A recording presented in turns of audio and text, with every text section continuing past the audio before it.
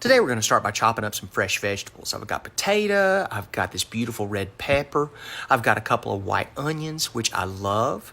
Got some green onions down here, tried and true, bacon, thank you very much, and some carrots. Yeah, I know the bacon's not a vegetable. It's all right. We're going to move past it. All right, we're going to take that chopped onion and put it right down here in the bottom of our very well sprayed crock pot or slow cooker. All right, make sure you get every last little crumb of that in there. Beautiful. Next up's our potato. Wonderful. Again, just drop it right down there on top. Here come the carrots. Yes, please. Ooh, I love a carrot. Gosh, yeah. And then our beautiful red pepper all chopped up finely and beautiful. Nice. Next up, we're going to do a little bit of canned vegetables. We're going to have 2 cans of these corn, okay? Now, these have the Southwest flavor, so they got the little bits of pepper in there as well and just a little bit of spice. We're going to add 2 cans of that. I think they call them niblets. I'm not really sure. Yeah, that sounds good, niblets. If not, I like us just saying it, niblet. Next in, we're going to put a can of evaporated milk, the whole thing, okay? So take the top off and just dump the whole thing inside. Easy peasy. Next up, we got an entire can of cheddar cheese soup, okay? And just like the last one, we're going to have 2 of these, all right? So get a spatula or some kind of spoon or whatever. It's going to be a lot easier to remove all the contents as long as you've got something that's going to scrape the inside. Otherwise, you're going to leave a lot of goodie left in that can, okay? Great. I like using these spatulas. They're so easy, and you can get them in all the sizes. This one might be a little bit big for the job, but I do enjoy it. I love that chevron print on it. But yeah, go ahead and add both of these cans of soup in there. And again, make sure you get as much of that out of there as you possibly can. And just drop it right down there on top of your vegetable mixture. Very nice. All right, now this is concentrated soup, so we need to add a couple of cans of water. So there's 1 and 2. Beautiful, just to make sure we don't get too much of that concentrated flavor. And in order to make sure we got plenty of liquid in this dish, we're going to add an entire container of this chicken broth, okay? Literally the whole thing. Just dump it in, okay? Good. The worst thing you can do, especially for a slow cooker recipe, is let it run out of juice. So we want to make sure it's really good and wet inside the pot. Give it a good stir. Make sure that it's got everything really well blended. We've got several different textures of ingredients in here.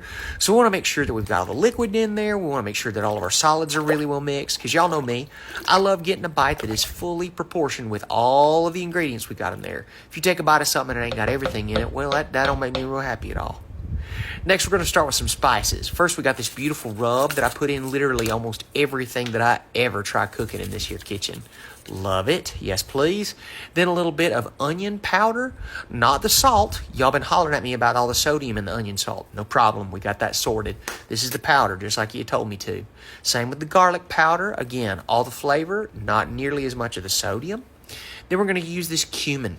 I love this stuff. It gives such a strong flavor in such a small amount, so please be mindful of that when you're adding.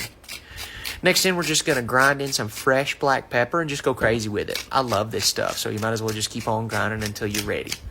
Exactly. All right, we got all our solid ingredients, we got all our liquid ingredients, and now we're just going to give it a real good stir before we add it to the heat, okay? Because this is the important part. Please, please, please make sure that you get those spices down into the liquid, because if you leave those on the sides, that could be a problem. Not a big one, but still, we don't want to do that. There we are. Now then, we'll leave that on the heat for about 3 hours, and this is the result. I wish you'd look at that gorgeous pot of soup. Chowder. Corn chowder, as a matter of fact. It is thick, it is rich, it is delicious, it is fully spiced, and it is wonderful. All it needs now is just a little bit of accessory work, a little topping, if you will. All right, there's that beautiful bowl of chowder. Now we start with some toppings. First of all, we're going to put just a little bit of crumbled bacon, some bacon bits right there on the top. Maybe a little more. There we go. Now then, coming up next, we got a beautiful, creamy, fresh, and cool topping with some sour cream. I love putting this on top of soups and chowders especially just because it gives a little bit of a cool in case it's just too hot to eat right now. And then, I mean, why would you not put cheese on top of this? Ooh, it's so good. Gosh, I love it. A little bit of green onion, we're set to go. Beautiful. And we've still got a whole crock pot full of this, so anybody and everybody can help themselves. Got plenty of leftovers, stuff to keep in the fridge, and easy to warm up again. Woo! Eat up, y'all.